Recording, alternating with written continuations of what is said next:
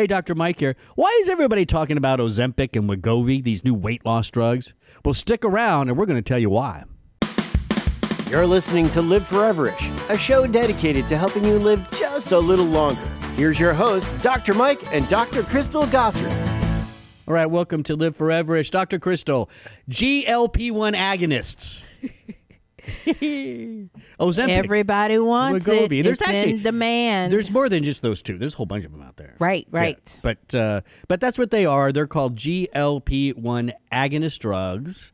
They have emerged as game changers in number one, not weight loss, controlling blood sugar for people. Well, that was the original purpose. Right. And then, and some weight drops off. So then everybody got excited, right? Mm-hmm. Clinical trials showed they also result in a 20% reduction in cardiovascular events and death.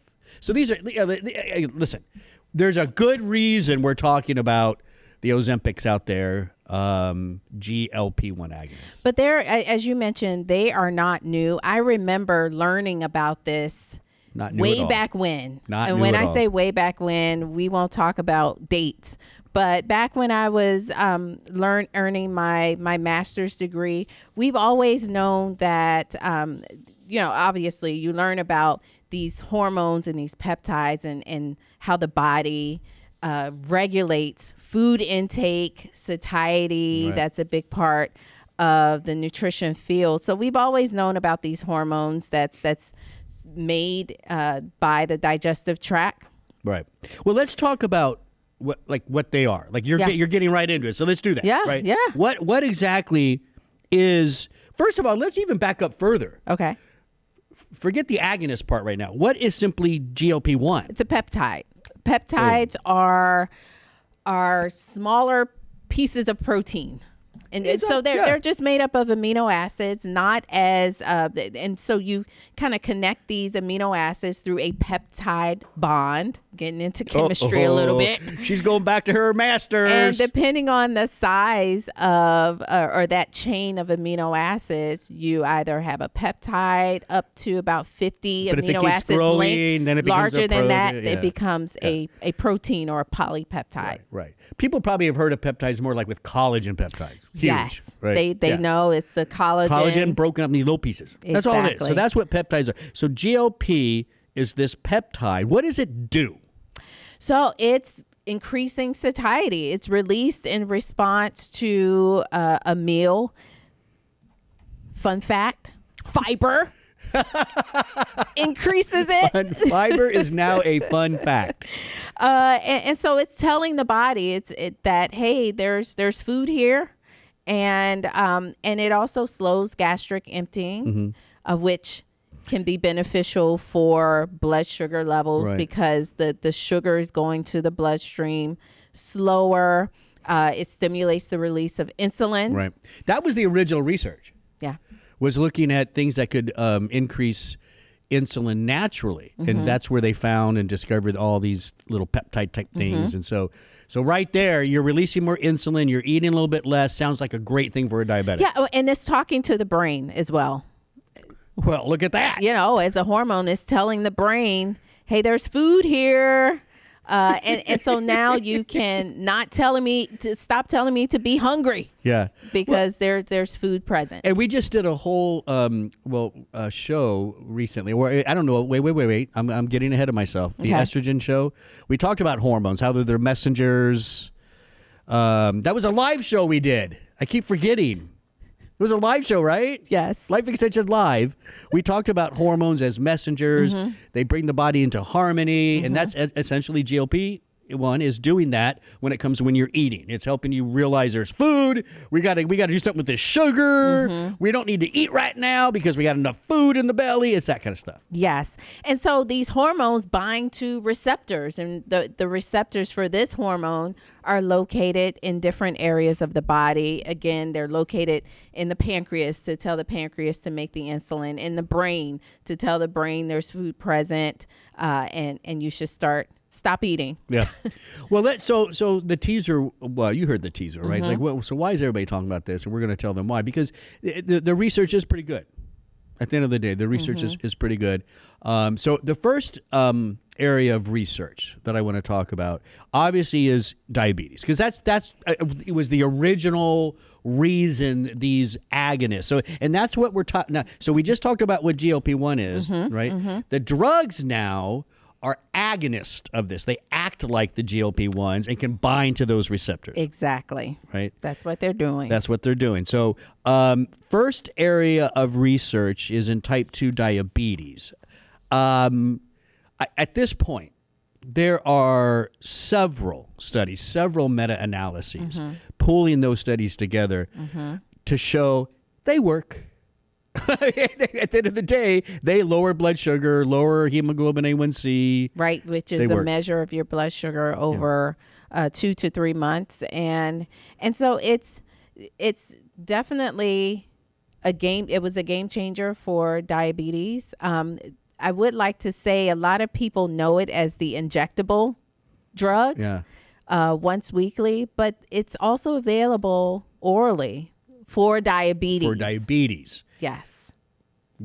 We're about to change the subject and get into weight loss. That's where it gets different. But back for a diabetic, you're right. These really did become game changers. A lot of the original insulin stimulators we had out there, the drugs that did that, there's a significant of diabetic patients that were resistant to those drugs, and you weren't getting the results that they needed. They were having to do more and more, and eventually many of them just went on to insulin. Yeah. Right. Yep. And then these came along, and we're seeing less of that. We're seeing more people being controlled with these GLP-1 agonists. Right. I think the big thing with people who are dealing with diabetes is controlling their intake of food. So something that can control the intake of food is also controlling how the body manages that intake of food. I think it's not just diabetics. It's a miracle.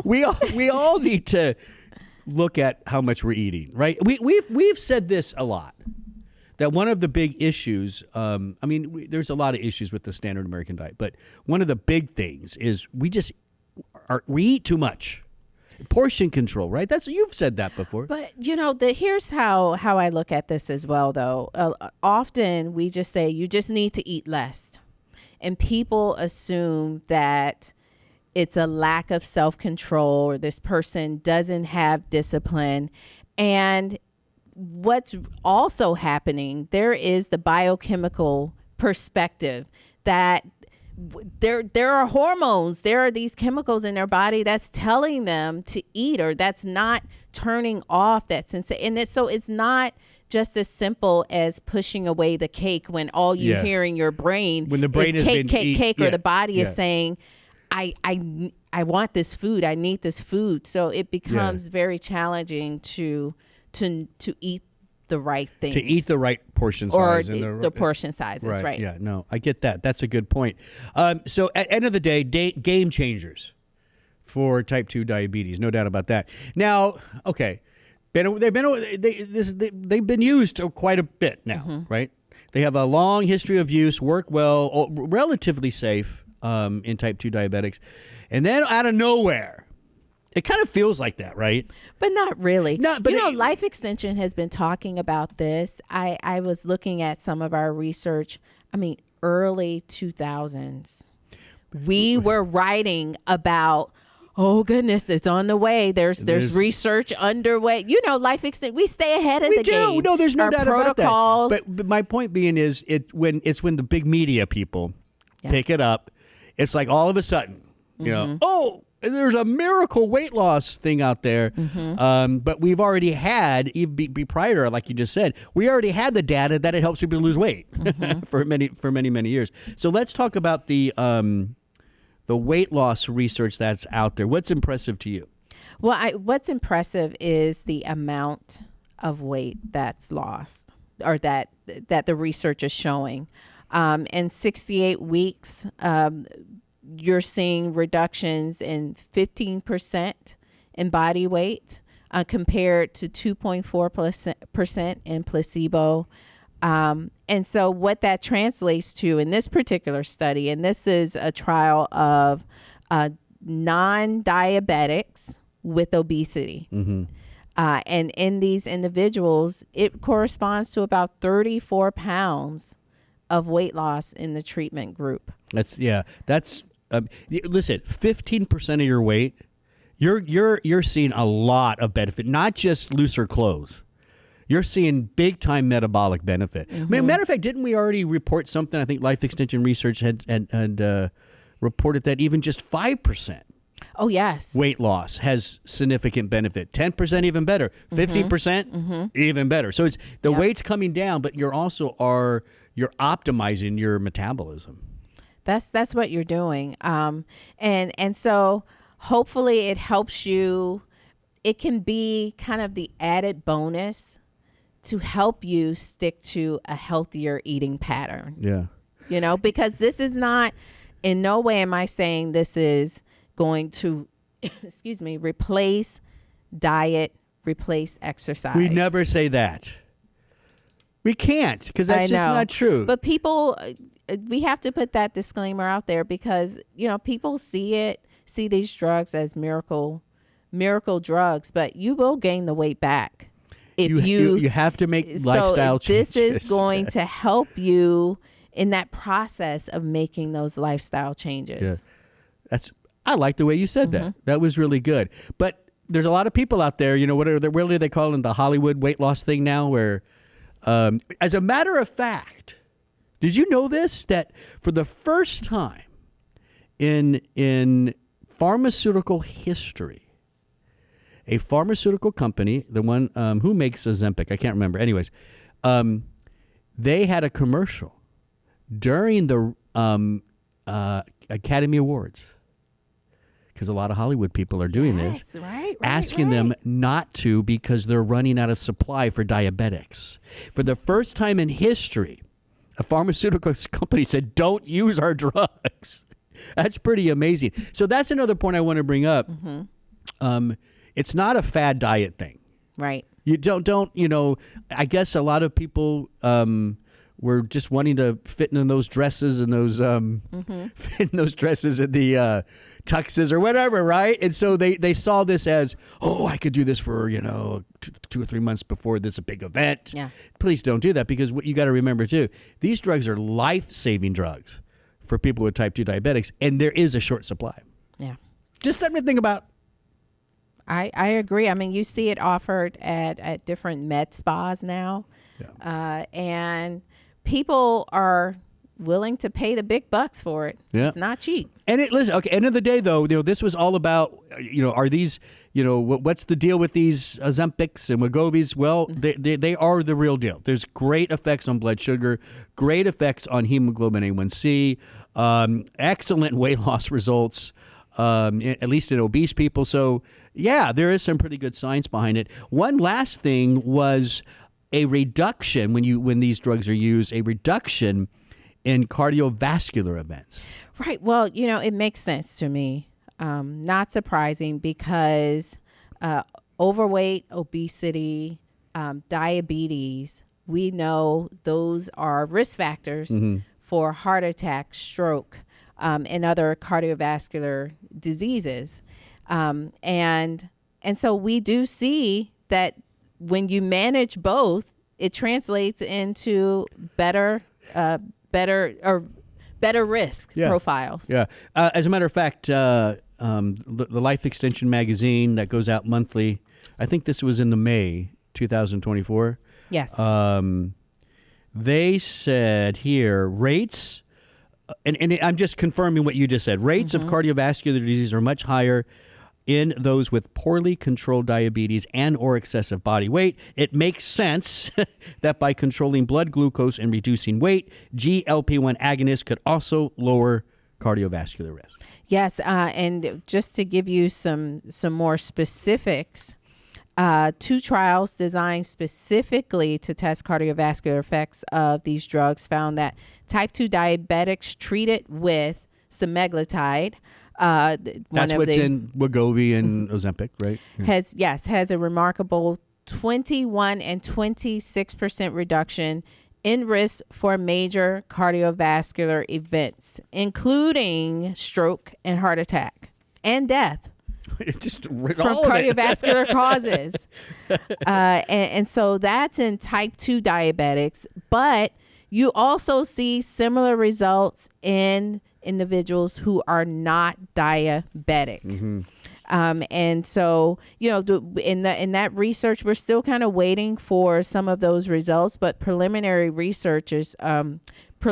data is showing a 20% reduction in cardiovascular events and death. So we're going to keep our eyes on that, because a lot of people, this is how people are getting it.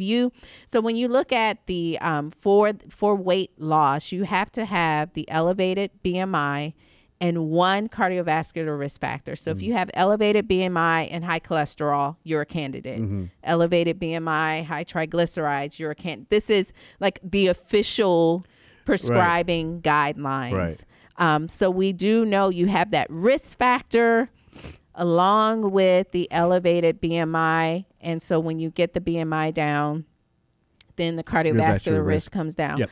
But let me just make one other point that I found humorous. So, I went to the Pri-Med conference, and it's the place where the primary physicians get continuing education credits. And so there were lots of presentations, on many different areas of health and fields of medicine. And I would say over half, maybe 3/4 of every presentation, all roads led to these drugs. Interesting. I was shocked. Wow. Yeah. I said either they are sponsoring something or there too, but something's happening. But you're finding kidney disease. I mean, so many different areas. Hypertension, kidney disease, not just cardiovascular. I think I went to a talk.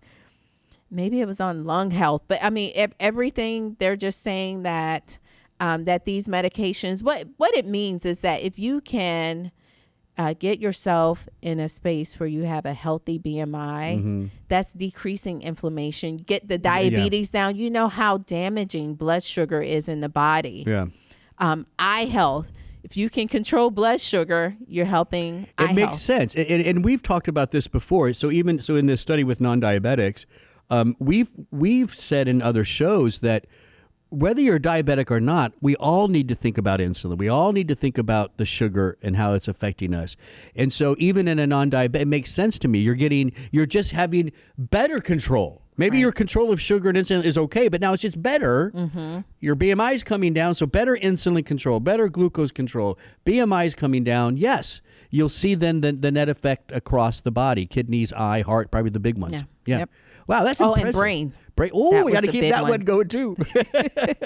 Yeah. So there's a good reason why we're talking about GLP-1 agonists. They have caused a buzz in the medical community, even though they've been around longer than most people mm-hmm. know. They're just really coming now into light. More research is now happening. Yeah. And we're seeing more pretty impressive results. Should we talk about side effects? Well, you can. Yeah, I mean, at the end of the day, we do know they have a decent safety profile. They've been used for many years in diabetics. Yes. Yeah. I think mostly it's gastrointestinal stuff. Mm-hmm. The big one, especially if you're doing this, if you really don't need this drug, you're just trying to lose some quick weight. The one thing that doctors are concerned about is something called gastroparesis, where you're not emptying at all anymore. There could be almost like a paralysis mm-hmm. in your gut. But other than that, overall safety profile, I think is good, pretty good. Yeah. Yeah.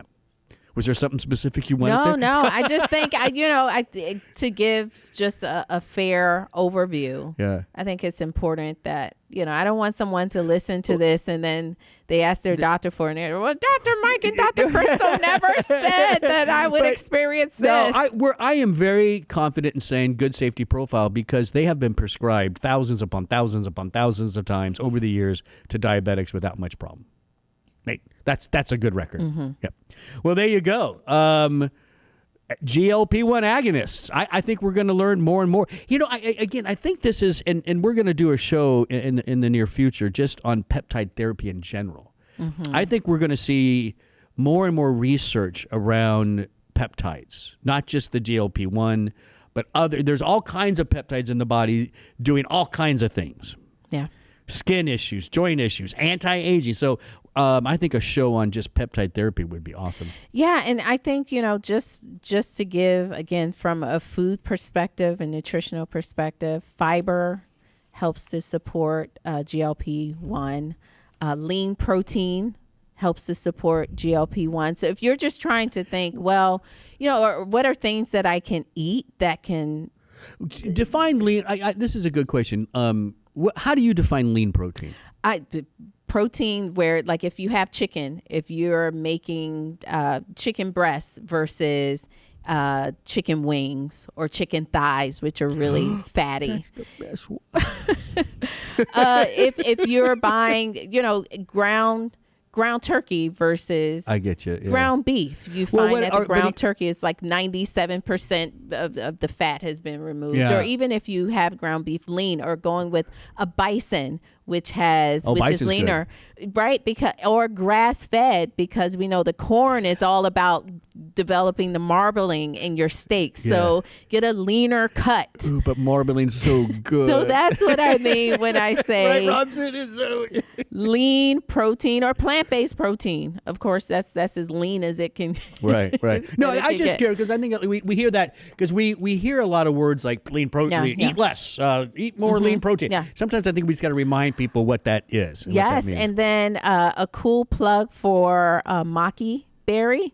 Delphinidins, which is an antioxidant from maki berry, can stimulate GLP-1. So maki berries. Yes. I've never had a maki berry. They're kind of like blueberries. Are they bitter? Yeah. Most of the berries that are true super bitter, they tend to be bitter, just a little more tart. Well, but bitterness tends to. I don't know. I'm making the correlation that bitter things are kind of good for you at the end of the day. I remember there was you know how they used to take care of like kids' bad stomachs and stuff. They would give them a little bit of bitters. That you put in drinks. Yeah, and it helps. Yeah, for immunity too, right? Yeah, the bitters, the bitter stuff.